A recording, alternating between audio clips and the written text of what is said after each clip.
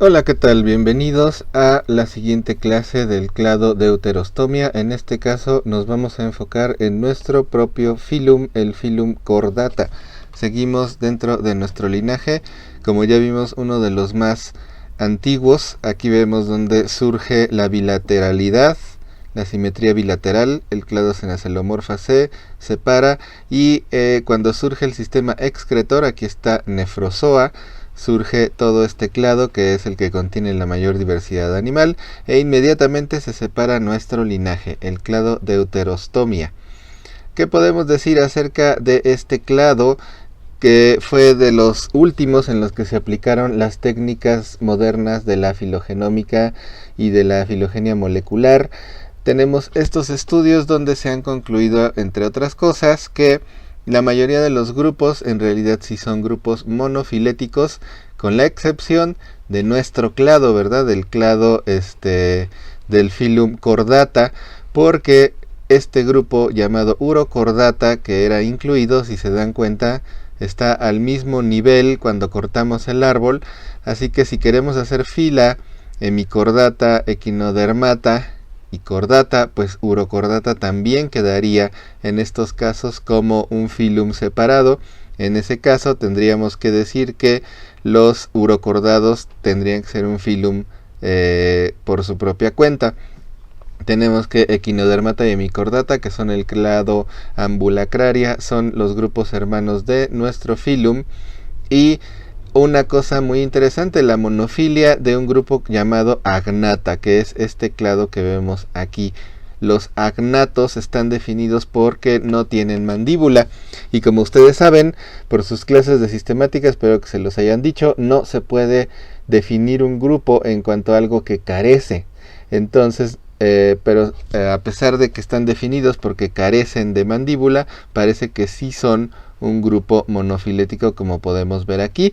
Ahorita veremos quiénes son estos del grupo agnata, los que carecen de mandíbula. Ahora, en cuanto a nuestro filum cordata, de más o menos 65,000 especies, uno de los más grandes, pero pues a comparación con Artrópoda es bastante pequeño, vamos a encontrar tres subfila: el subfilum cephalocordata, el subfilum tunicata o urocordata, que es el que decíamos que tal vez no pertenezca aquí, y todos los demás estarían en el filum craniata, que es el nombre que sustituiríamos al de vertebrata.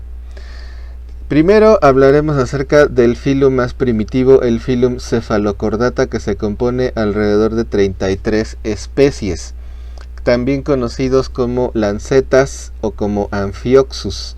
Esta es la anatomía interna de un cefalocordado, y lo más importante que hay que resaltar aquí es, primero, las características distintivas primitivas del filum cordata. Todos los cordados deben cumplir con estas características. Uno, por supuesto, la presencia de una notocorda, que es este tubo dorsal que sirve como soporte para el sistema de locomoción. Por encima de la notocorda encontramos un tubo neural hueco dorsal a la notocorda.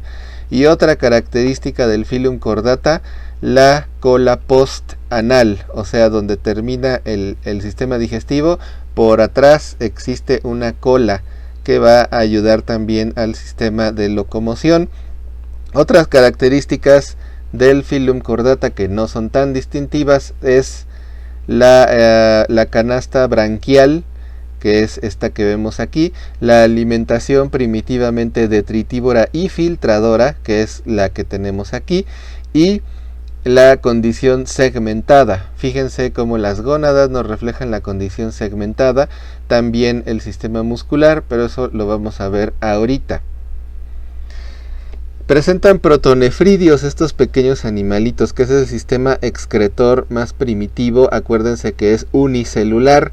El endostilo, que es esta glándula que ayuda a la alimentación y que es homóloga posiblemente con nuestra glándula tiroides. El sistema digestivo se compone de un surco hipobranquial, o sea, por debajo de las branquias, que lleva la comida hacia un surco epibranquial, o sea, que va por arriba de todo esto. Pasan a la faringe, luego al esófago y luego al intestino, y en el intestino vamos a encontrar ciegos digestivos, o sea, partes del intestino que se vuelven como bolsas separadas donde se va a dar parte de la digestión, y algunos de estos ciegos digestivos se vuelven tan especializados que son homólogos con cosas de nuestro sistema digestivo, como el hígado, por ejemplo. Tenemos un sistema circulatorio cerrado, pero no tiene un corazón como tal, sino solamente vasos contráctiles que ayudan a que circule la sangre, muy parecido a lo que vemos en las lombrices. La sangre no tiene pigmento, el intercambio gaseoso se da directamente en las branquias, así que hablaríamos de una hemolinfa. Son dioicos, ya vimos que hay 35 o más pares de gónadas, la fecundación es externa, presentan una larva planctotrófica y que puede durar de 75 a 200 días. Aquí vemos la anatomía más clara, más de cerca, de un cefalocordado. Fíjense aquí los paquetes musculares que nos reflejan la naturaleza segmentada de este animal, que nos recuerda cómo eran nuestros ancestros. Aquí está la canasta branquial y los arcos branquiales son cartílagos que sostienen esto y lo mantienen abierto. Aquí vemos la segmentación muscular, seguiríamos viendo aquí el sistema digestivo, ¿verdad? Vamos a llegar al final del sistema digestivo y a ver cómo la cola se continúa. Aquí vemos la preparación de un cefalocordado. En el laboratorio de biología de animales tenemos alguna, pero pues como no la podemos ver allá, la estamos viendo aquí. Esto es lo que se vería. Obviamente está teñido y para que se puedan observar estas características. Y así es como se da el desarrollo embrionario. Aquí tenemos la formación del cigoto. Recuerden que estamos hablando de deuterostomados, así que esperaríamos ver una segmentación del cigoto de tipo radial, donde las células no se empiezan a desplazar hacia así como una espiral, ¿verdad? Sino que van quedando una encima de la otra sin desplazarse. Esto es lo que diferencia la segmentación radial de la espiral. Vamos a ver cómo se forma la blástula cuando queda su espacio interno. Luego la gástrula, aquí viene la invaginación, o sea, el tejido que migra hacia adentro. Este es el blastoporo. Pero lo más importante va a ocurrir ahorita. Ya que se forma el embrión como tal, comienzan los genes homeóticos a actuar, le dan polaridad anterior-posterior y luego vean los genes de la segmentación, cómo comienzan a dividir en partes iguales el embrión, y así es como ahora sí ya se está formando el cuerpo de un cefalocordado, y que pues es muy parecido a nuestro desarrollo embrionario como deuterostomados. Luego vemos aquí en cómo se verían en la vida real estos animales. Como les decía, se conocen como Amphioxus, a pesar de que el género más común es Branchiostoma lanceolatum es el más común. Y también se les conoce como lancetas. Pueden ser colectados, yo los he colectado en el sustrato, en la arena de zonas como pantanos o manglares, y se pueden colectar así, filtrando el sustrato.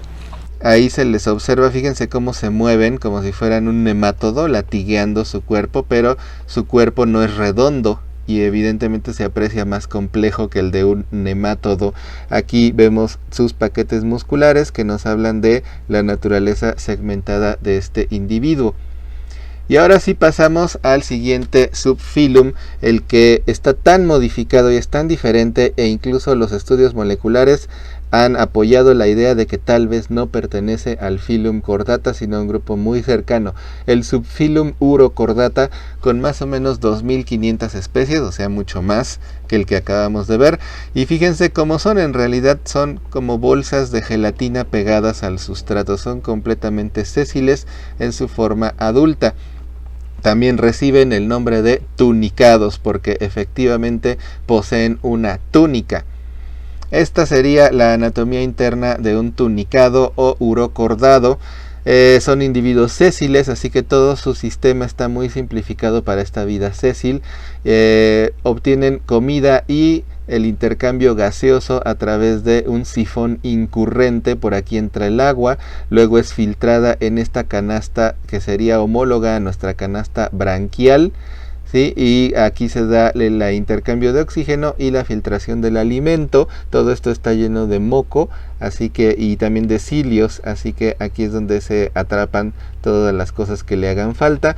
Todo lo que no le hace falta y los productos de la digestión salen por el sifón excurrente, ¿sí? Y tenemos la túnica, que es esta parte de la piel, que es lo que protege el cuerpo del urocordado. Vamos a ver aquí una muestra de la enorme variedad de el subfilum Urocordata. Aquí es para que vean más o menos dónde se les podría encontrar, en el sustrato, en rocas, aunque ya veremos que su diversidad es más amplia y hay algunos que incluso se les puede encontrar flotando en mar abierto y algunos que se salen totalmente del patrón que vemos aquí, que serían estas bolsitas de gelatina. Algunas tienen color, pero en realidad el individuo es totalmente transparente.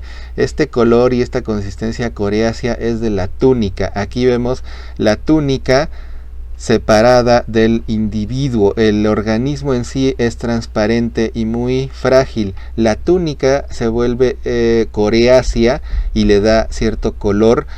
No es como la cutícula de los ecdysozoa para nada, porque esta está viva, está alimentada por el sistema circulatorio y por el sistema nervioso, así que es en realidad una capa de tejido vivo que cubre este frágil cuerpecito y que le da el color y la consistencia como de cuero que tienen algunas. Sin embargo, no todas son así. Aquí vemos los sifones, ¿verdad? Algunas otras especies con cierto colorido, y vamos a ver cómo los sifones, aquí está el sifón incurrente, dejan pasar el agua para que se den todas sus funciones. Tienen su sistema circulatorio abierto. Esta es una modificación para ser sésiles. No les conviene un sistema circulatorio muy complicado, así que es un sistema circulatorio abierto donde todo el intercambio de nutrientes y gases se da de manera directa con los tejidos. Pero lo interesante es el vaso contráctil, que funciona como corazón. Son los únicos animales en los que el corazón puede bombear, como vemos aquí, de izquierda a derecha, y en algunos casos también puede invertirse y comenzar a bombear al revés, de derecha a izquierda. Son los únicos animales en los que se ha documentado esto, de que la circulación de la sangre pueda invertirse completamente, y obvio esto es una adaptación a su estilo de vida sésil. Aquí están los vasos sanguíneos que alimentan la túnica. Como les decía, es un tejido vivo, no es una cutícula como lo veíamos en los ecdysozoa. Vamos a ver la larva. Esta es la larva de los urocordados. Lo interesante es que la notocorda y todo lo que definiría a un cordado se presenta solo en la larva. Contiene hasta un pequeño ojito que en realidad nada más es una mancha sensible. Fíjense, un montón de larvas. Muchas de ellas son planctónicas, aunque ya veremos que esto varía bastante. Y los urocordados, también conocidos como tunicados, se encuentran en el sustrato, formando a veces grandes cúmulos. Incluso también pueden formar colonias donde los individuos se conectan entre sí, pero pues no todos lo pueden hacer. Vamos a pasar a la larva. Como les decía, ya que el adulto es sésil, se pierden casi todas las características en común con el filum Chordata, pero la larva sí lo presenta. De hecho, el nombre urocordados viene porque la notocorda solo se presenta en la cola. De ahí el nombre uro, cola, cordata, de notocorda. Aquí tenemos el pequeño ocelo, que en realidad solo es una mancha que lo guía hacia la luz. Y aquí tenemos la metamorfosis, como la larva se fija por el extremo de la boca al sustrato, y las hendiduras branquiales se convierten en esta canastota, que es con la que filtran el alimento, y después desarrolla la boca y el sifón incurrente y el sifón excurrente. Y aquí vemos lo que le pasa al sistema nervioso. Se queda, en lugar de un tubo en posición dorsal, que es lo que sí presenta la larva, se degrada a un pequeño ganglio cerebral que ya nada más va a controlar las funciones básicas de este adulto sésil. Características generales: son hermafroditas, ya que son sésiles, pues no les conviene tener sexos separados, ¿verdad? Las gónadas son únicas, o sea, no vienen en pares, sino solo hay una. La larva es planctónica, excepto en algunos individuos que vamos a revisar ahorita. En ocasiones la larva no se alimenta, sin embargo vamos a ver que hay otras donde sí. Algunas especies son pelágicas, como les decía, algunas simplemente forman colonias flotantes muy interesantes, y en estas formas coloniales puede haber reproducción asexual por medio de gemas. Existen individuos llamados oozoides en estas colonias que se encargan de la reproducción y que se saltan el estadio larval. Puede haber alternancia de generaciones, o sea, pueden vivir parte de su vida como larva nadadora y parte de su vida como adulto sésil, y vamos a ver que algunos se quedan en una de estas etapas. Existe una clase larvácea donde se quedan en forma de larva y no tienen adultos. La segmentación es determinada, lo que quiere decir que pueden ustedes mapear cada célula desde el cigoto y saber en dónde va a terminar en el adulto, lo cual en la mayoría de nosotros es totalmente imposible, ya que existen muchos cambios. Vamos a ver una prueba de su enorme diversidad. Aquí están las clases principales del subfilum Urocordata. La clase Acidiacea son las más conocidas como jeringas de mar, o tunicados son los más populares, sésiles, y pues tal cual como los habíamos visto ahorita. También tenemos la clase Thaliacea, conocidos como salpas. Estos son los que forman colonias flotantes. Todos los individuos se congregan alrededor de un eje común, y estas son pequeñas, pero pueden alcanzar acumulaciones enormes. Pueden formar grandes masas como de moco que flotan incluso por kilómetros en mar abierto. También se pueden observar como enormes mangueras o tubos de moco, y en realidad pues son simplemente miles de individuos formando una colonia flotante. Tenemos la clase apendicularia o larvácea, donde ya no pasan a este estado sésil adulto, sino que se quedan como larvas nadadoras toda su vida, aunque sí desarrollan la túnica como una capa gelatinosa que los protege. Y estos, los más interesantes, de la clase sorberácea, son bentónicos, se encuentran a grandes profundidades, y como se encuentran en grandes profundidades en la zona abisal, pues no les conviene ser filtradores, ya que no hay nutrientes en el agua. Entonces lo que más hacen es desarrollan la túnica con esta forma como de trampa, y muy al estilo de las plantas carnívoras, de las Venus atrapamoscas, dejan que los pequeños organismos naden a su alrededor, y cuando alguien nada cerca de esta trampa se cierra y no se la comen, sino como una planta carnívora la atrapan y la digieren lentamente hasta que se lo comen. Estos son los de la clase sorberácea, que pues ya no serían filtradores detritívoros, sino serían totalmente depredadores. Así terminamos con estos dos grupos, Cefalocordata y Urocordata, también conocidos como Procordata, pero bueno, este es un nombre ya bastante antiguito. Pasamos con nuestro subfilum, el subfilum Craniata. ¿Por qué Craniata y no Vertebrata? Porque, como se darán cuenta, algunos no presentan vértebras, y lo que sí presentamos todos en común es la existencia de un cráneo, o sea, de una capa protectora de la parte frontal del sistema nervioso central, también conocido como encéfalo. Así que se desarrolla mucho la cabeza, los órganos de los sentidos se van hacia adelante, y por eso la necesidad de un cráneo. Los mixinoideos no tienen vértebras. Ahorita vamos a ver quiénes son los mixinoideos. Características comunes, pues lo que decíamos, ¿no? Se desarrolla mucho la cabeza. Las branquias, que como veíamos en los dos grupos anteriores se usan para la alimentación, pues aquí ya no. Solamente se van a usar para el intercambio gaseoso.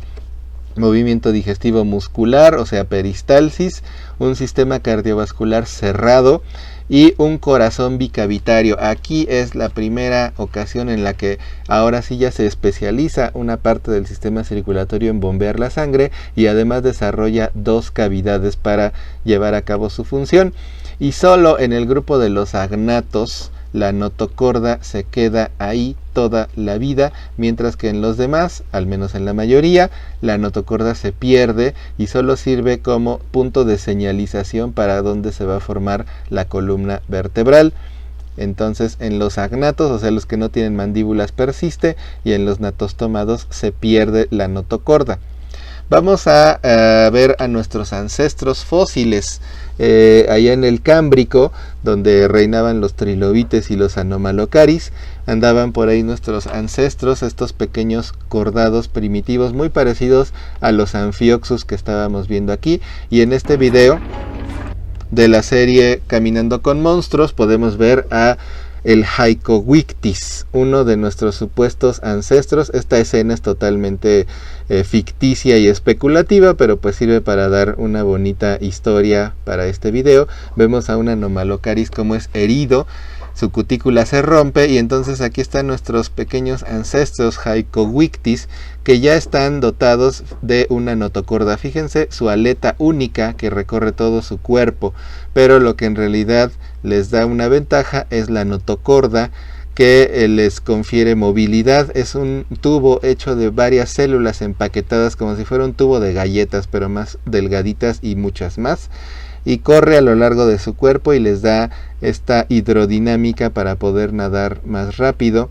Sus movimientos son más rápidos que las de los artrópodos y que las de los invertebrados en general, y en esta especulación pues se alimentan del tejido a través de la herida de uno de estos enormes depredadores del Cámbrico, los anomalocaris, que pues eran los más grandes, medían hasta 1 metro.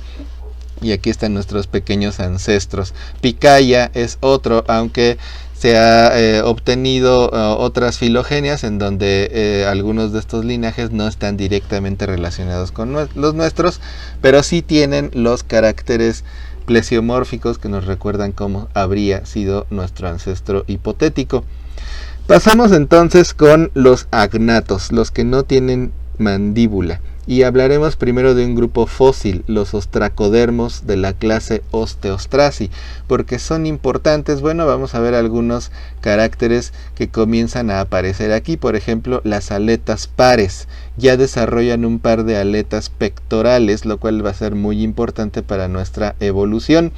No tenían mandíbula, pero sí presentaban este casco cubriendo el encéfalo. Aparte del cráneo interno, su parte externa se volvía osteodermo, o sea, a la piel se le incluía carbonato de calcio. Hagan de cuenta como a nosotros cuando nos empiezan a salir callos, nada más que aquí sigue y sigue y sigue haciéndose dura la piel hasta que se vuelve hueso completamente y se forma un osteodermo que cubre toda la cabeza. Vamos a ver cómo en este casquito se encuentran campos sensoriales. Con esto ellos podían hurgar deslizando su casco por el sustrato buscando sus presas. Eran detritívoros o bentónicos, se alimentaban de pequeños organismos en el sustrato. Aquí están los campos sensoriales, sus 2 ojos y muy importante, conservan un tercer ojo, el ojo pineal. ¿Y por qué es importante el ojo pineal? Es un ojito perfectamente bien hecho con su lente y su retina y todo, pero que siempre está viendo hacia arriba. ¿Y por qué era importante que siempre vea hacia arriba? Porque le da información del sol, le ayuda a regular lo que llamamos ciclos circadianos, o sea, vigilia, sueño, hibernación, actividad, etcétera, etcétera.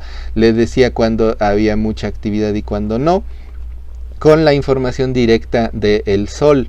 En nosotros este ojo pineal ya se perdió obviamente y es homólogo con una glándula que tenemos en la base de nuestro encéfalo que se llama glándula pineal y que hace esas mismas funciones pero con ayuda de nuestros órganos de los sentidos. Vemos como su anatomía ya es más compleja, aparte de las aletas pares que aparecen por primera vez. Vemos también la aleta que antes era única, como ya se empieza a dividir y forma una aleta dorsal y una aleta caudal. Van a ser muy importantes para el resto de nuestra evolución. Aquí están nuestros ancestros y bueno, pues obviamente en esta dramatización totalmente hipotética vamos a ver cómo conforme van a pasar los millones de años empiezan a modificarse la anatomía de los cordados. Las aletas que les digo se comienzan a dividir, surgen las aletas pares, vamos a ver cómo se desarrolla el osteodermo que forma el casquito de los cefaláspidos. En esta parte de Caminando con monstruos nos hablan de los cefaláspidos. Este es el género Cephalaspis, que es uno de los más populares en el registro fósil, y ahí andaban nuestros ancestros ya como peces muy primitivos, todavía sin mandíbula, hace 418 millones de años en el periodo silúrico. Así es más o menos como se alimentaban. Y tal vez recuerden que cuando hablamos de quelicerados les mostré la continuación de estas escenas donde nuestros ancestros eran depredados por los alacranes gigantes, los Brontoscorpio. Aquí están sus campos sensoriales. Por esto son buenas estas dramatizaciones que a lo mejor no van muy de acuerdo con la evidencia científica, pero están muy bien hechas para que veamos estas estructuras pues que ya no vamos a poder ver en realidad, ¿verdad? Aquí está buscando su alimento y luego tiene que huir porque llegan sus depredadores, los alacranes gigantes del Silúrico, y en el video que vimos cuando vimos a los alacranes, decíamos que en esta historia totalmente hipotética se decía que salieron a la tierra los alacranes persiguiendo a nuestros ancestros, a estos cefaláspidos. Entonces, de todas formas, sea como haya sido, los artrópodos salieron 80 millones de años más o menos antes que los cordados del mar. Entonces ahora comencemos con los grupos que sí se encuentran vivos en la actualidad, ¿verdad? Vamos a hablar acerca de los mixinoideos. Estos animales muy extraños, fíjense, la parte frontal está dominada por estos tentáculos olfativos y esta enorme narina. O sea que lo que más desarrollado está en estos animales es el sentido del olfato, y esta cosa que vemos aquí es su boca. No tienen mandíbulas tampoco, vamos a ver cómo le hacen para comer. Los mixinoideos tienen su cráneo, pero no presentan vértebras, por eso no quedó bien el nombre de vertebrata. Pueden crecer hasta 1,5 metros, no son tan pequeños. Sus ojos están muy poco desarrollados, son simples manchas pigmentarias, pero el sentido del olfato es el que más se desarrolla. Y lo que veíamos como boca es un arreglo de dientes horizontales con los que desprenden la carne. Ahorita lo vamos a ver más a detalle, pero hagan de cuenta que la parte interior de nuestras mejillas tuviera como una lija muy poderosa para poder arrancar la carne, ya que no tienen mandíbulas. Y la cualidad más notoria de estos animales es el moco y la enorme capacidad que tienen de producir moco por estas glándulas que vemos aquí, y es una técnica de defensa para atacar las branquias de sus depredadores, como vamos a ver a continuación. ¿Cómo se alimentan? Acuérdense que no tienen mandíbula, entonces en el fondo del mar, que es donde se les encuentra, cuando cae el cadáver de una ballena, pues ellos inmediatamente se meten para arrancar toda la carne, y pues con esas que decíamos, con esas filas de dientes que tienen en el interior de su boca, tienen que arrancar la carne, y fíjense cómo se hace nudo para jalarla, ya que no tienen patas, no tienen manos, son totalmente vermiformes. Entonces, para hacer fuerza y jalar esta carne se tienen que hacer nudo, por eso son muy flexibles. Aquí los vemos en cantidades enormes en el fondo del mar. Aquí no sé por qué nos avisan que este video tiene escenas fuertes, en realidad no. Pero de lo que se va a tratar es precisamente de los mixinoideos, conocidos como hagfish, cuya traducción sería pez bruja, que es así como algunos le han dado por llamar. En realidad los mixinoideos pues, son estos animales vermiformes, y lo que nos van a enseñar aquí es precisamente el área de la boca. Estas son las mejillas que les decía internas, llenas de dientes, y con esto es con lo que tienen que arrancar la comida, además de que su lengua también está muy reforzada y llena de dientecillos. Con eso también se alimentan. Entonces, pues lo que nos están enseñando en este video es tal cual eso, su anatomía y sobre todo las filas de dientes. Aquí estarían las glándulas de moco con las que se defienden. Fíjense en una toma un poquito más cercana cómo están sus filas de dientes que tienen en lugar de mandíbula. ¿Qué más podemos decir de los peces bruja o mixinoideos? Ellos son dioicos cuando adultos, porque cuando son juveniles todos son hembras. Es hasta que ya son adultos que se comienzan a diferenciar los machos, de lo cual algunos especulan que podrían ser hermafroditas, pero pues no se ha visto. De hecho, mucho de su reproducción no se conoce. Pues se sabe que ponen huevecillos, aquí los vemos cómo se juntan por medio de estos ganchitos y se pegan en las piedras o en el sustrato marino. Obviamente todos son marinos. Tienen desarrollo directo, no presentan larva. Las gónadas no están ahí todo el tiempo, solo aparecen en la época de reproducción. ¿Y cómo? Bueno, pues se desarrollan a través del peritoneo. No tienen órganos de copulación, así que se especula que la fertilización podría ser externa, pero pues tampoco se ha visto, entonces no sabemos en realidad qué tipo de fertilización tienen. Se conocen alrededor de 60 especies y por supuesto hay lugares donde se los comen. Pero lo más interesante que les decía es su capacidad de producir moco. En esta universidad en Inglaterra se está estudiando el moco desde el punto de vista de la ingeniería de materiales, ya que posiblemente en un futuro cercano se pueda desarrollar un nuevo material gracias a los peces bruja o mixinoideos, a partir de entender su moco, ya que el moco es una sustancia totalmente impresionante y diferente a todo lo que hemos visto, así como la telaraña es una sustancia única.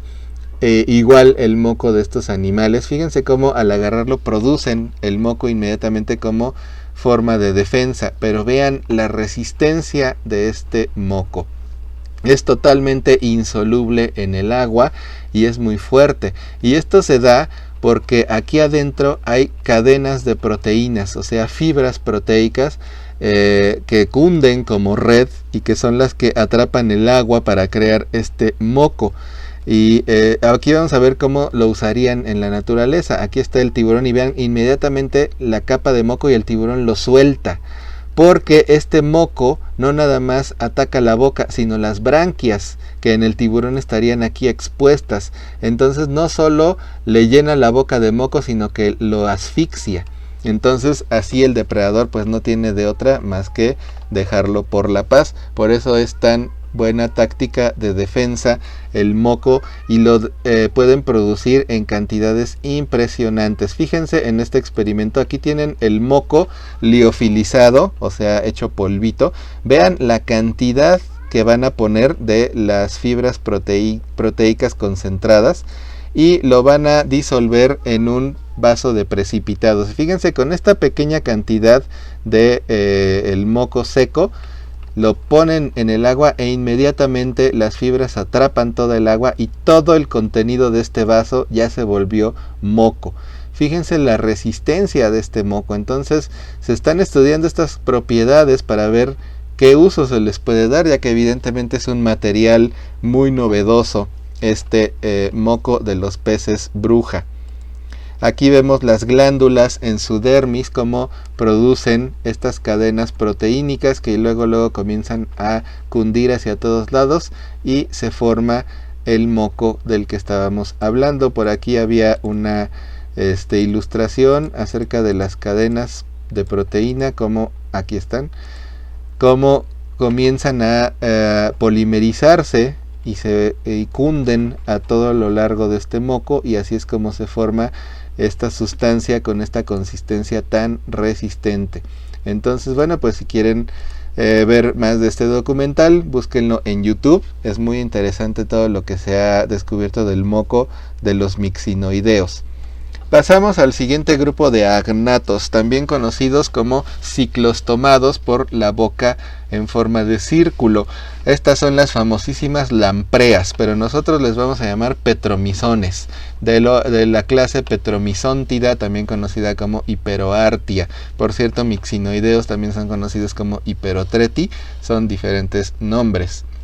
Fíjense cómo su anatomía ya es diferente, también son vermiformes, pero aquí vamos a ver una boca redonda porque actúa como ventosa, y dentro de esta ventosa tenemos una enorme cantidad de dientes que están hechos para destruir el tejido de sus presas. Ya que se alimentan de sangre y se pegan a sus presas, muchos los consideran parásitos, pero en realidad son depredadores, ya que ellos atacan directamente a su presa y pues la consumen de esta manera. Aquí vemos sus hendiduras branquiales y su ojo ya más desarrollado. Esta es la anatomía externa de una lamprea. Vemos su narina, su ojo, sus hendiduras branquiales, las aletas que todavía son impares, o sea, aletas únicas, pero ya están separadas en aletas dorsales y una aleta caudal. Vemos la apertura de la cloaca. El término cloaca hace referencia a un orificio único que sirve como salida a todos los sistemas digestivo, reproductor, excretor. Así definimos una cloaca. Este es el modo de alimentación. Fíjense cómo atacan a los peces y con sus terribles dientes les perforan la piel y se alimentan de la sangre y de sus tejidos, y pues obviamente los pueden matar. De las 38 especies que se conocen, solo 18 se alimentan de esta manera. Presentan sus vértebras primitivas llamadas arcualia y presentan un velum. Son marinos y dulceacuícolas y pueden matar a sus presas tanto por desangramiento como por infección. Aquí vemos la anatomía interna y esta es la larva llamada amoceto. Vemos cómo se parece mucho a un cefalocordado. Aquí vemos sus paquetes musculares, sus vasos sanguíneos, la notocorda, y por encima de la notocorda pues tiene que estar el sistema nervioso, ¿verdad? Vemos sus aletas, su aleta única que se continúa hasta la cola como aleta caudal. Y la larva amoceto es una larva filtradora. El adulto a veces no se alimenta en algunas especies. Las larvas se encuentran en ríos y los adultos en lagunas costeras o en el mar. La fertilización es externa. La hembra puede poner una cantidad enorme de huevecillos. El apareamiento es muy complejo. Se dan toques de cortejo y se enredan entre ellos para finalmente fertilizar los huevecillos de manera externa. Y así es como se verían en vida las lampreas. Nosotros tenemos algunas muertas en el laboratorio, ya no muy bien conservadas. Ahí están las hendiduras branquiales y esta es la succión con la que se pegan a sus presas. Ahí están los dientes muy impresionantes con los que pueden perforar los tejidos de los peces. Imagínense la mordida que dan estas lampreas. Bueno, pues hay gente que se arriesga a estas mordidas, ya sea como broma o como manera de de llamar la atención o de obtener alguna emoción. Y por supuesto que hay lugares donde se las comen, pero no es en Asia. Nosotros inmediatamente pensamos en Asia cuando hablamos de comidas así un poco repulsivas, pero no, es en Holanda donde las lampreas son muy populares como comida. Pasamos entonces al grupo de los natostomados, los que ya presentan mandíbula.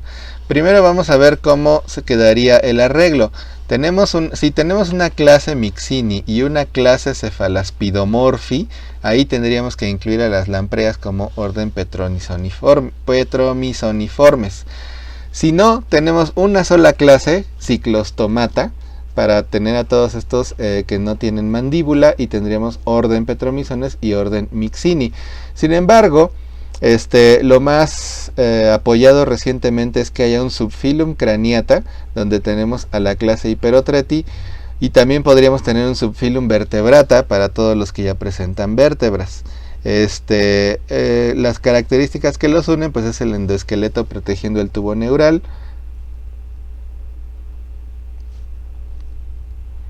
Entonces, ¿cómo quedaría el arreglo taxonómico? Podemos tener clases separadas para los mixinoideos y una clase donde se incluirían los fósiles con los petromisoniformes, o sea, las lampreas, o una clase grandota donde se incluyan los dos órdenes de animales agnatos vivos. O también podríamos sacar a los mixinoideos del subfilum para poder hacer un subfilum craniata y un subfilum vertebrata, pero pues aquí ya estaríamos incluyendo otro subfilum. Estas son las características que nos unen a todos los miembros del subfilum craniata. Y ahora sí pasamos al grupo de los que ya tienen mandíbulas, al grupo de los natostomados. ¿Y de dónde vienen las mandíbulas? Pues como en esta ilustración lo pueden ver, las mandíbulas vienen de los arcos branquiales, o sea, de estas estructuras cartilaginosas que mantenían abiertas las branquias en los animales que vimos antes. Las branquias se mantenían abiertas con ayuda de estos arcos branquiales, y los arcos branquiales más anteriores se comienzan a fusionar con el cráneo, y así es como se forman las mandíbulas. De hecho, vamos a ver ahorita en los tiburones las mandíbulas pues se parecen muchísimo a los arcos branquiales que hay por atrás. Primero vamos a hablar de un grupo fósil, el grupo de los placodermos, que son posiblemente los mandibulados o natostomados más antiguos. Los placodermos eran enormes depredadores por allá por el Silúrico y el Devónico. También desarrollaron un casco de osteodermo, pero aquí ya podemos ver perfectamente las mandíbulas. Y muchas veces es lo único que se conserva de ellos, el hueso, la piel hecha hueso que formaba este casco. Sin embargo, aquí ya tenemos cosas muy interesantes. Vean las aletas frontales, las aletas pectorales, que también ya tienen aletas pélvicas, que son el otro par de aletas que hay aquí, y estas aletas pareadas son muy importantes porque son los precursores de nuestros miembros pares como tetrápodos. Sin embargo, hay otra cosa más interesante todavía. Imagínense este casco de osteodermo que en las formas más modernas pues ya no se presenta. Pero ¿qué le pasó? Este casco, una de las teorías es que este casco de osteodermo, o sea de hueso en la piel, se fragmentara y cundiera, o sea, se distribuyera por todo el cuerpo para darle una protección más efectiva a todo el animal. Entonces, si este casquito se fragmenta y se distribuye por todo el cuerpo, pues ya no sería un casco de osteodermo, sino que daría lugar a escamas dérmicas, o sea, una protección en todo el cuerpo. Y resulta que estas escamas dérmicas tienen la misma estructura que nuestros dientes. Así que aquí podríamos estar viendo el origen de nuestros dientes como un casco de osteodermo en los fósiles. Los placodermos, como les decía, eran depredadores allá en el Silúrico hace más o menos 400 millones de años, y fueron los depredadores más grandes hasta que surgieron los peces cartilaginosos, o sea, los tiburones. Vamos a pasar a la clase Chondricties. Chondro quiere decir cartílago, icties peces, porque son los que tienen el esqueleto totalmente cartilaginoso. Características distintivas de esto del esqueleto cartilaginoso, pues no es distintivo, ya que todos los anteriores también tenían el esqueleto hecho de cartílago.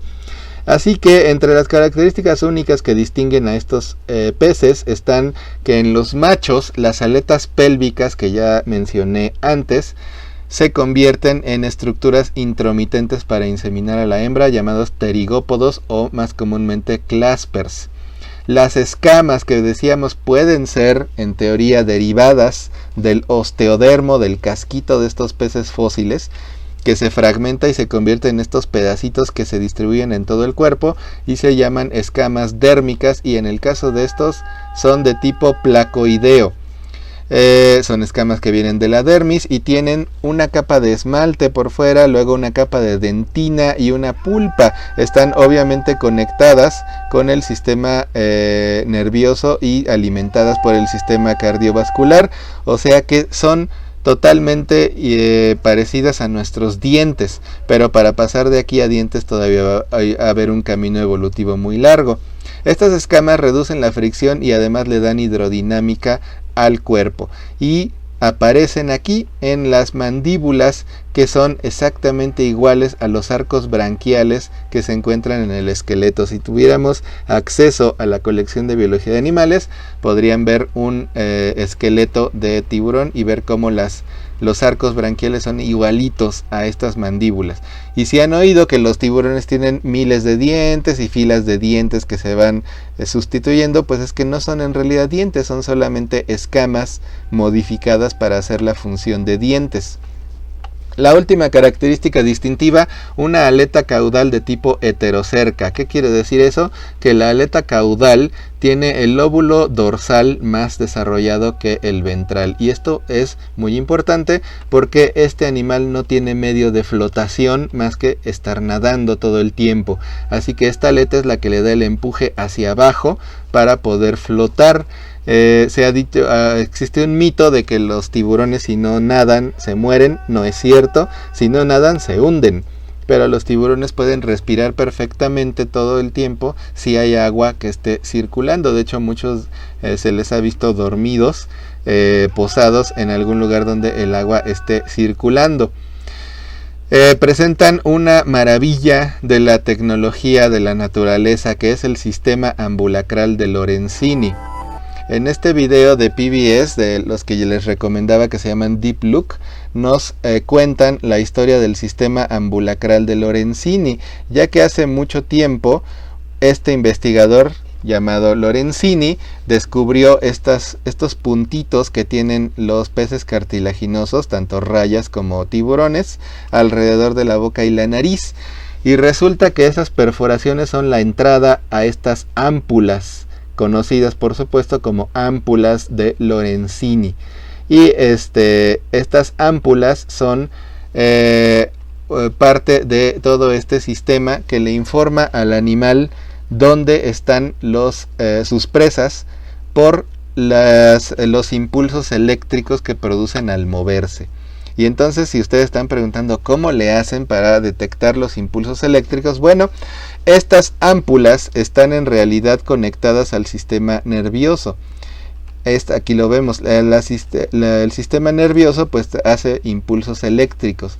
Al concentrar un montón de células nerviosas aquí, lo que genera en la base de la ámpula es un potencial eléctrico constante. Entonces el cerebro de estos animales está perfectamente calibrado para reconocer este potencial eléctrico, y a través de este canal que está lleno de moquito puede detectar el potencial eléctrico exterior, o sea el que hay afuera, que normalmente es mucho menor que entonces pues no le hace caso. Pero cuando este poro detecta un potencial eléctrico más grande, que puede ser por el movimiento de una presa, inmediatamente esto se lo informa a su sistema nervioso central y de manera automática reacciona atacando. Eso lo vamos a ver ahorita en un pequeño experimento donde con electricidad aquí se le va a hacer a esta raya, se le va a dar un potencial eléctrico que la va a hacer inmediatamente cambiar de dirección y dirigirse hacia donde se da un potencial eléctrico mayor. Entonces así es como cazan estas rayas. Lo hacen pues en la superficie, los tiburones lo hacen en el área pelágica, o sea en la columna de agua, pero así es como funcionan las ámpulas de Lorenzini y todo este sistema conocido como sistema ambulacral de Lorenzini, que como les decía es una de las maravillas de la naturaleza. Otras características, las branquias expuestas, ¿verdad? En los tiburones actuales son solamente 5 más un espiráculo, que es una de estas modificada, y por aquí entran la corriente de agua. En los tiburones fósiles no existe el espiráculo, así que presentan más branquias.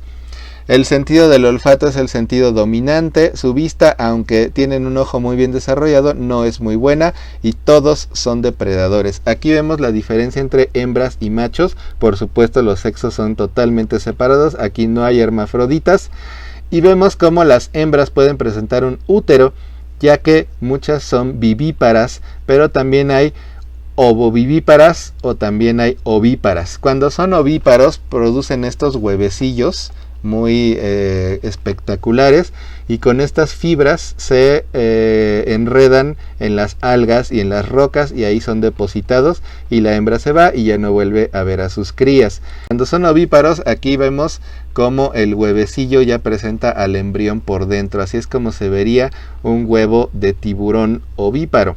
Y después la cría sale y ya se va a hacer su vida totalmente. Cuando son vivíparos, aquí vemos cómo paren a sus crías ya vivas, y en este acuario pues incluso le están ayudando a la hembra a sacar a su cría. También las rayas son vivíparas, entonces ahí están todas las diferentes formas de reproducirse entre los peces cartilaginosos. Sin embargo, también la competencia es muy fuerte desde el útero. Muchas crías se canibalizan en el útero, o sea, desde ahí comienzan a matarse entre ellos, y pues solo los más fuertes sobreviven. Y esto es lo que decíamos, los tiburones no necesitan nadar todo el tiempo para respirar, fácilmente pueden hacerlo. Si encuentran un lugar donde el agua está circulando, así descansan, se posan en el sustrato y dejan que el agua esté ventilando sus branquias. Pasamos ahora sí a los grupos. ¿Cómo vamos a distinguir a los peces cartilaginosos? Bueno, pues tienen dos subclases. La primera es la subclase elasmobranquia.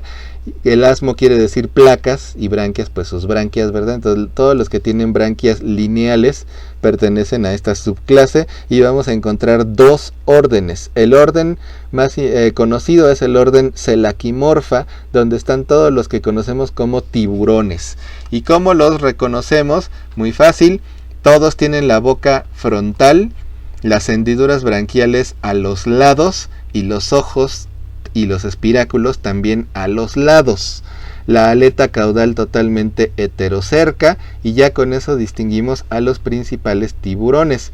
Vamos a ver aquí, por ejemplo, esta conducta muy conocida del tiburón blanco, ¿verdad? El brinco. Pero este brinco no es nada más como exhibición, como sí se da en otros peces. Lo que tiene aquí es una foca. La foca fue arrollada por todo el peso de este tiburón, y con el trancazo que se da al ser arrojada de regreso al mar, así el tiburón se asegura de que su presa se muere antes de pasar a comérsela. Esa es la manera en que cazan los tiburones su presa favorita, que son las focas. Este nos está enseñando algo muy impresionante, la mandíbula. Todos los tiburones pueden proyectar su mandíbula, aunque no todos lo hacen tan espectacularmente como este, que es el tiburón duende que podemos ver aquí. El tiburón duende es prácticamente una especie en peligro de extinción de las aguas de Asia, y pues tiene esta forma de su cabeza que le hace ver muy notoriamente cómo proyecta su mandíbula. Pero todas las mandíbulas en los peces cartilaginosos están libres, no están fusionadas al cráneo, así que pueden aventarlas hacia adelante, lo que les da pues algunos centímetros de ventaja para atrapar a sus presas. Entonces todos lo pueden hacer, incluso el gran tiburón blanco. Aquí vamos a ver a uno de los tiburones más efectivos para cazar, el tiburón martillo. Y si se preguntaban por qué tienen esta cabeza de esta forma, bueno, pues acuérdense del sistema ambulacral de Lorenzini. Esto amplía el área para detectar los impulsos eléctricos, por eso el tiburón martillo es tan buen cazador. Y es uno de los que más personas llega a atacar al año, aunque pues no se especializan en personas, ¿verdad? Pero sí tienen muy alta sensibilidad gracias a esa modificación de su cabeza. Y este es el más grande de los tiburones y el más grande de los peces en general. Puede llegar hasta los 12 metros de longitud, y sin embargo es del que se alimenta de los animales más pequeñitos, y lo hace a través de esta enorme boca que abre completamente, y con ayuda de sus branquias puede filtrar el alimento, como lo haría una ballena, pero las ballenas lo hacen con sus dientes modificados en forma de barbas. En cambio el tiburón pues no tiene estos dientes, así que lo hace con sus branquias que quedan expuestas cuando abren su enorme boca y se tragan bocanadas de agua que incluye su alimento, que son animales más pequeñitos. Aquí vemos, por ejemplo, otra modificación, el tiburón duende que estábamos viendo hace rato. Esto también es una modificación para ampliar el alcance de su sistema ambulacral de Lorenzini. Pasamos al siguiente orden, el orden de las rayas, el orden Batoidea. Muchas de ellas poseen este aguijón que es desprendible y que vuelve a crecer. Fíjense los dientes para que se encaje y luego ya no se pueda sacar. Sin embargo, las características del orden Batoidea para distinguirlos del orden Selachimorpha es que las aletas pectorales se fusionan con la cabeza, ¿ok? Por eso tienen esta forma como de disco. Las aletas pectorales se continúan hasta la nariz y forman una sola pieza. Esto es una adaptación para andar en el ventos, o sea, para desplazarse sobre el sustrato marino, aunque no todas lo hacen. Y bueno, pues esto les da una forma aplanada, por lo tanto todo se desplaza. Todos los batoideos se diferencian de los selachimorfos porque las branquias ya no están a los lados, sino que van a quedar por debajo. Además, la boca también va a quedar en posición ventral, mientras que los ojos y el espiráculo van a quedar en posición dorsal.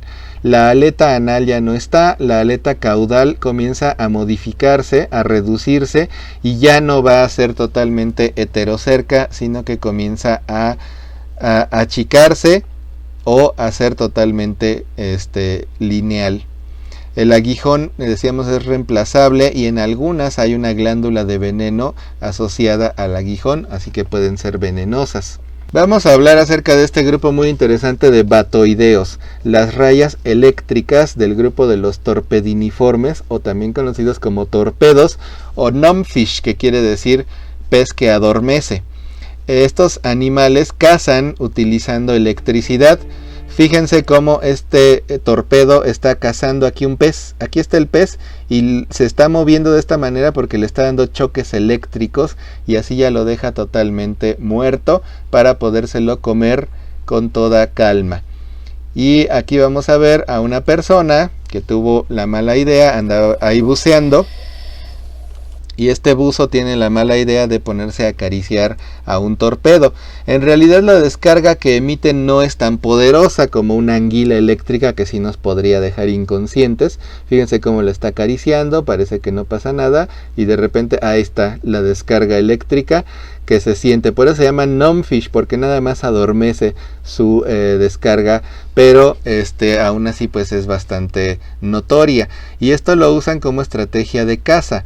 ¿Cómo le hacen? Bueno, los torpedos tienen esta modificación en su disco cefálico.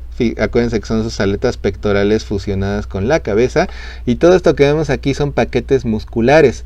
Y pues obviamente cuando el músculo se mueve genera electricidad. Y esta electricidad se acumula. Hagan de cuenta que son como pilas conectadas en serie. Y pues se va a acumular la carga para después ser liberada en un solo momento.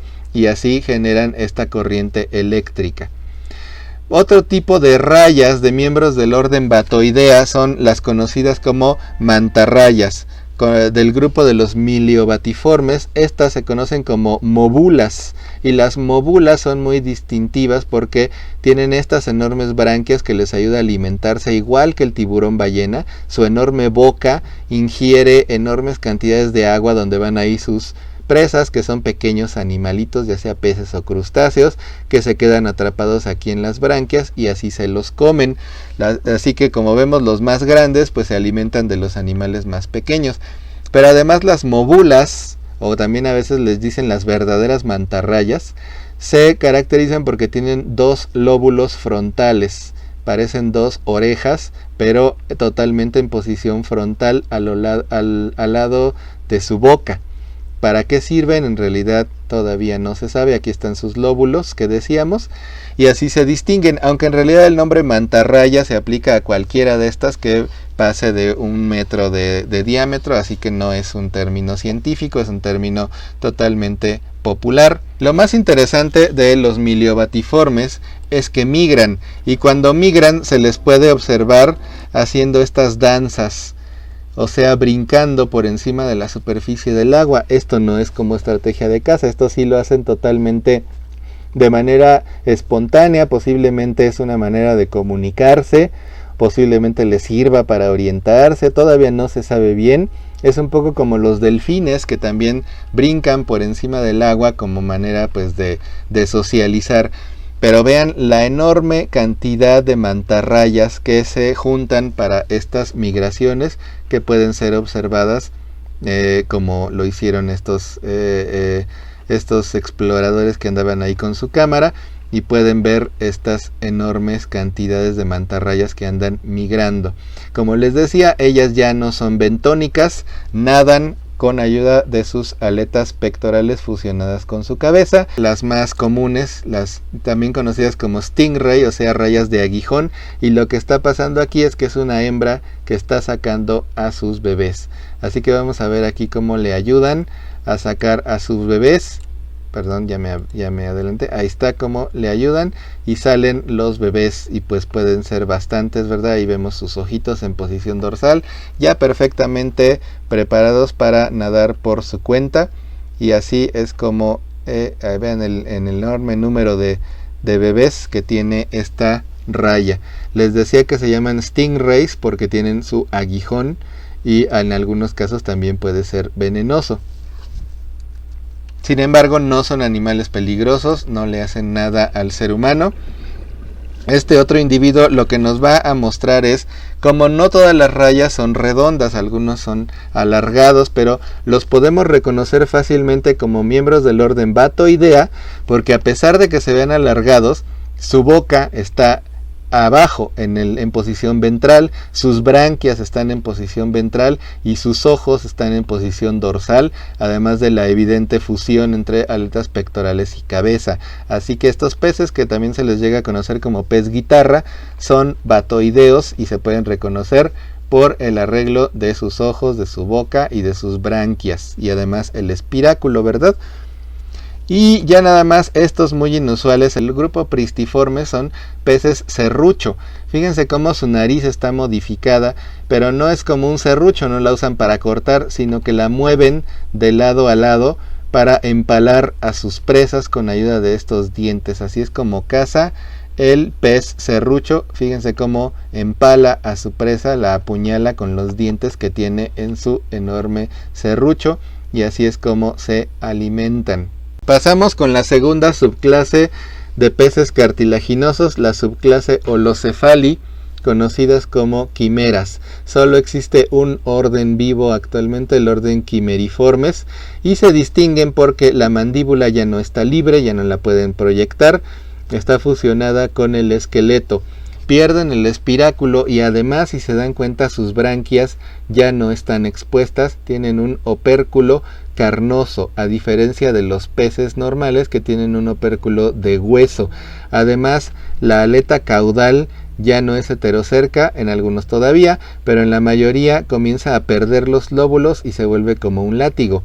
Esto ha ayudado a que a estos peces se les llame comúnmente pez rata, ya que además de la cola delgada, su cabeza se desarrolla mucho, pero esto es porque sus ojos tienen que ser muy grandes para atrapar mucha luz, ya que viven en la zona abisal. Muchas de ellas también tienen una espina asociada a la aleta dorsal que puede tener veneno. Pero como les decía, las quimeras viven en las profundidades. Fíjense el enorme ojo que parece que trajera un espejo adentro, y es que en realidad sí lo trae. Este espejo se conoce como tapetum y es un montón de carbonato de calcio en forma de aragonita que hace las veces de espejo para reflejar la luz que entra al ojo y darle una segunda oportunidad a la retina de aprovechar cada rayo de luz. Es una adaptación para ver en la oscuridad, y como les decía, pues son animales abisales, así que es muy difícil estudiarlos. Si se les saca de su gran profundidad, pues se mueren. Entonces no se ha observado mucho de su comportamiento. Fíjense esta que se llama rinoquimera, cómo desarrolla mucho la nariz y no se sabe todavía para qué le sirve.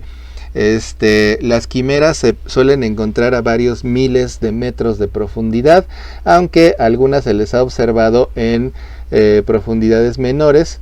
Sin embargo, siempre están por debajo de los 200 metros, lo cual pues es bastante como para simplemente meterse y estudiarlas. Así que no se sabe mucho más acerca de la biología de las quimeras. Se conocen 10 órdenes fósiles, así que la diversidad es mucho mayor a lo que conservamos como animales vivos hoy en día. Solo hay un orden de quimeras vivas, el orden de quimeriformes. Se conocen 47 especies, la mayoría a 2.600 metros de profundidad, pero unos pocos llegan a subir hasta los 200 metros, lo cual sigue siendo demasiado para que las podamos estudiar. Y aquí vemos algunas de las formas muy extrañas que pueden alcanzar. Por supuesto, todos estos individuos que llegan a ser atrapados en una red y que pueden llegar a la superficie, pues se mueren cuando son sacados de la presión a la que están acostumbrados. Pasamos con el último grupo de peces que vamos a ver, el grupo de los peces óseos, de ahí el nombre de Osteicties. Sin embargo, este nombre es totalmente inadecuado, ya que el grupo de los peces óseos es un grupo parafilético, involucraría a nuestros ancestros, directamente de nosotros los vertebrados terrestres. Así que se prefiere eliminar el grupo de peces óseos y dividirlo en dos clases taxonómicas formales, la clase Actinopterygii y la clase Sarcopterygii. ¿Y qué creen? Estas son las dos últimas clases taxonómicas que hay en el Phylum Chordata, lo que quiere decir que aves, mamíferos, reptiles, anfibios y en general tetrápodos terrestres pertenecemos a la clase Sarcopterygii, mientras que los peces más comunes pertenecen a la clase Actinopterygii. Actino quiere decir espinas y se refiere a las aletas, pterigon, ala o aleta en este caso, y se refiere a las aletas planas y hechas de hueso, mientras que Sarcopterygii quiere decir aletas carnosas, son aletas musculares lobuladas. Eso vamos a verlo ahorita. Características diagnósticas de los actinopterigios y también compartidas con los sarcopterigios. Primero que nada, el opérculo óseo, un opérculo de hueso que esconde a las branquias. Segunda, ya no tienen que nadar para mantenerse a flote, desarrollan una estructura de flotación conocida como vejiga natatoria, que en muchos de ellos sirve solo para tener flotabilidad. Es un globo enorme que se infla aquí adentro dependiendo de la profundidad que necesite el organismo. Sin embargo, en muchos esta vejiga natatoria puede tener muchas funciones diferentes. Van a verlo en una tarea que les voy a dejar. La aleta caudal ya no es de tipo heterocerca, sino es homocerca, o sea que los dos lóbulos suelen ser iguales o puede estar muy modificada, como vamos a ver a continuación. Pero esto es lo más importante para nuestra evolución. Los dos pares de aletas, las aletas pectorales y las aletas pélvicas, se conectan al esqueleto axial, o sea, la columna vertebral, por medio de una cintura escapular y una cintura pélvica. A la cintura escapular nosotros lo llamamos nuestros hombros y a la cintura pélvica es nuestra cadera. Así que aquí comienza ya la verdadera evolución de nuestros miembros pares. Vemos el otro tipo de aletas que no son pareadas, son únicas, la aleta anal, la aleta caudal y las aletas dorsales, que pueden ser varias y muy modificadas. La clase Actinopterygii tiene dos subclases. La primera es la subclase Chondrostei, chondro de cartílago, o sea que son peces muy primitivos, no tienen totalmente osificado su esqueleto, aunque algunos han visto por estudios filogenéticos que esto más bien puede ser una pérdida y no tanto un carácter primitivo. La mandíbula se parece mucho a la de los condrictios, pero se especula que este es un grupo parafilético y está formado de dos órdenes acipenseriformes, que son a los que conocemos como esturiones, que todavía conservan la aleta de tipo heterocerca y son más conocidos por producir el caviar. Y los polipteriformes, conocidos como bichires, son peces de pantano muy comunes en Norteamérica. El tipo de escama ya es muy variado, esto no tiene ningún sentido que se lo aprendan, simplemente consérvenlo como un dato para que vean los diferentes tipos de escama que pueden presentarse en los diferentes tipos de peces. Lo único que sí quiero que se aprendan para toda su vida es que las escamas de estos peces son escamas que vienen desde la dermis, o sea, desde la capa profunda de la piel, o sea que están conectadas a la sangre y al sistema nervioso y son homólogas con nuestros dientes.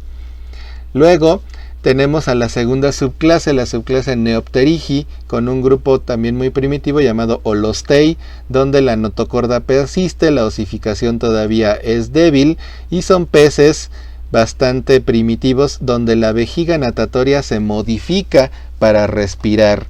Resulta que esta vejiga natatoria es homóloga con nuestros pulmones, pero este no es un pulmón, es una vejiga natatoria respiratoria, lo cual es un poco confuso, pero espero que con el artículo que voy a dejar de tarea quede un poquito más claro. ¿Qué fue primero, los pulmones o la vejiga natatoria? Esa es la pregunta que vamos a tratar de responder. Aquí vemos uno de estos llamados amias o baufin, son muy comunes en la región del Mississippi, en los grandes ríos de Norteamérica. Y aquí en México tenemos al famosísimo pejelagarto, que son peces que pueden ser criados incluso en la pileta del lavadero. Yo los he visto en comunidades de Chiapas, dicen que son muy buenos, pero en realidad yo no los he probado. Pasamos ahora con el grupo de la subclase Neopterigi, el grupo Teleostei, que es el que agrupa a 28.000 especies, siendo el grupo más grande de cordados que hay en todo el filum, y son todos los que conocemos comúnmente, ¿verdad?, como peces. El orden más grande de todos estos es el orden Perciformes. Aquí encontramos a las carpas, a los atunes, obviamente aquí ilustré pues al pez payaso y al pez vaquita, que son los que salen en la película de Nemo, a los mudskippers o brincacharcos. También tenemos el grupo de los tetrodontiformes, que son estos peces muy espectaculares, como el pez luna, que es este pez gigantesco, puede llegar a los 3 metros de diámetro, y este es un pez de movimientos muy lentos, es muy inofensivo. Pero lo interesante de los tetrodontiformes es que muchos tienen la capacidad de segregar tetrodotoxina, que es uno de los venenos más poderosos que hay en la naturaleza, y algunos conocidos como pez fugu son consumidos en rebanadas muy delgaditas llamadas sashimi. Y en la región de Asia hay muchas especies, algunas de ellas totalmente mortales, que si no son cortadas bien, pues pueden provocar que las personas se mueran, pero en algunas el veneno no es tan fuerte y a veces hasta es consumido con todo y veneno para provocar una reacción así como alucinógena. No todas las especies tienen la misma toxicidad, pero sí la tetrodotoxina es uno de los venenos más fuertes que se conocen. Pasamos con otros órdenes, las platijas del orden Pleurinectiformes, que son aplanadas y sus dos ojos están de un solo lado. Ellas viven acostadas de lado, confundiéndose con el sustrato. El orden de los salmones, por supuesto.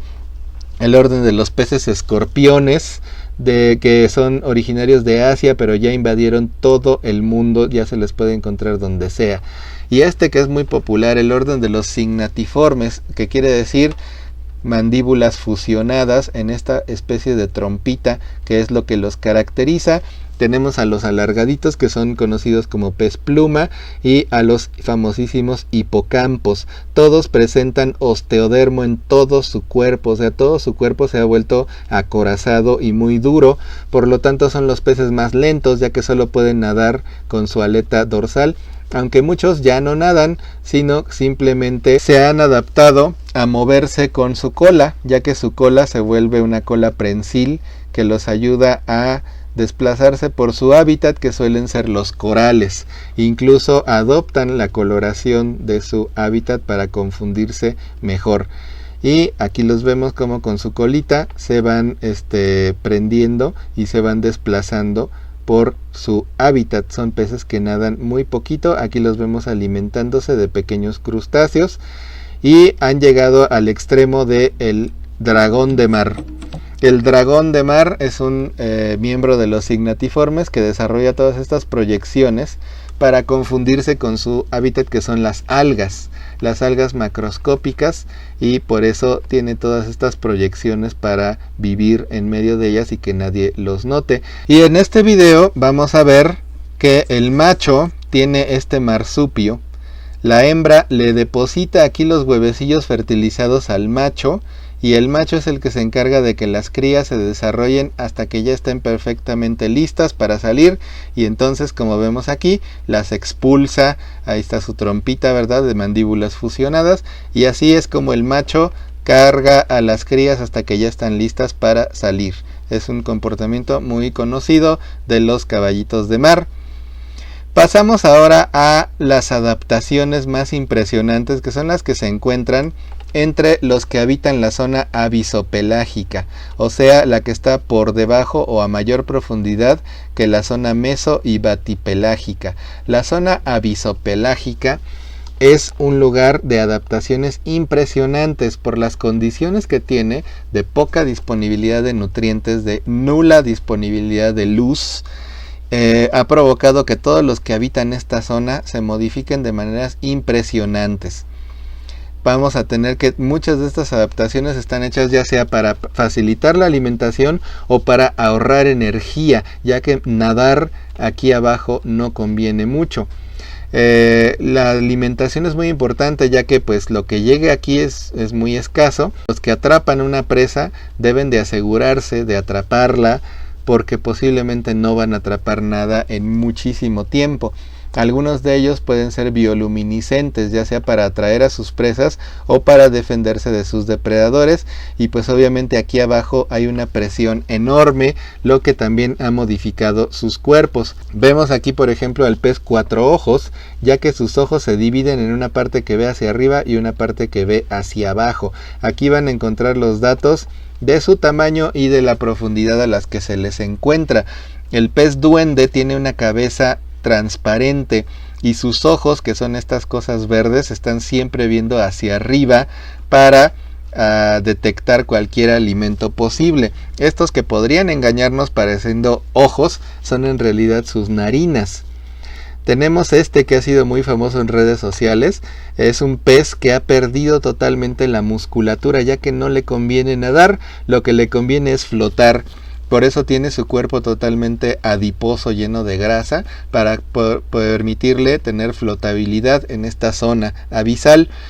Y pues obviamente las adaptaciones de los ojos, ¿verdad?, que son enormes para aprovechar cualquier rayo de luz que se encuentre. Las mandíbulas generalmente están viendo hacia arriba y tienen dientes muy desarrollados, porque como les decía, cualquier presa que logren atrapar la tienen que atrapar sí o sí, ya que posiblemente no van a comer en mucho tiempo. Incluso algunos tienen estas modificaciones para atrapar presas hasta más grandes que ellos mismos. No se pueden andar dando el lujo de decir esta presa es demasiado para mí, así que la voy a dejar. No pueden dejar ir nada, así que desarrollan estos sacos gulares como si fueran pelícanos. De hecho se les conoce como peces pelícano, para atrapar presas incluso más grandes. Vemos las mandíbulas viendo siempre hacia arriba y los dientes muy desarrollados. Y por supuesto el desarrollo de la bioluminiscencia, como vemos aquí en el pez cofre, porque está perfectamente acorazado y tiene aquí su cebo con el que atrae a sus presas con ayuda de luz. Lo interesante es que esta es la hembra y este es el macho. El macho es parásito, no nada más sigue a la hembra y se come lo que ella va dejando, sino que verdaderamente se fusiona a los tejidos de la hembra y se queda pegado para siempre aquí a su cuerpo, ya nada más para fertilizar sus huevecillos. Vemos estas proyecciones en estos peces abisales que son bioluminiscentes, tienen bacterias que les ayudan a producir la luz y con eso se ayudan para atraer a sus presas. Entonces, como se darán cuenta, las adaptaciones en la zona abisal son extremas. Aquí vamos a ver al pez duende, que en realidad es mucho más chiquito de lo que se podría apreciar aquí, y sus ojos siempre viendo hacia arriba a través de su cabeza transparente. También podemos ver acá a los peces abisales con sus protuberancias, sus proyecciones totalmente bioluminiscentes que les ayudan a atraer y a sentir a sus presas para atraparlas y no dejarlas ir.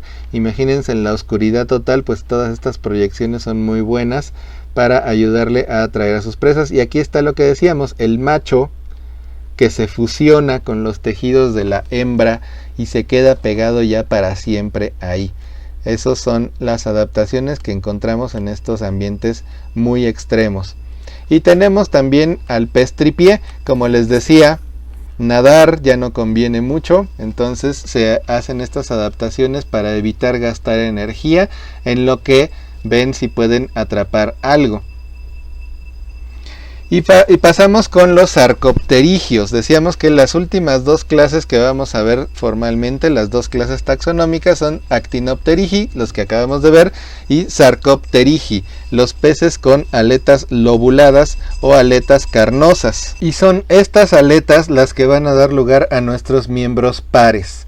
Tenemos dos grupos de sarcopterigios, el grupo de los elacantimorfos, que hasta los años 50 se consideraban fósiles, hasta que se descubrieron vivos en las islas Comoro y en Tailandia. Tienen una notocorda que sirve como almacén de grasa y también su vejiga natatoria puede almacenar grasa. Las escamas tienen poca dentina y mucho hueso, son de este tipo específico y solo se conocen dos especies vivas. Los peces pulmonados son conocidos desde hace más tiempo.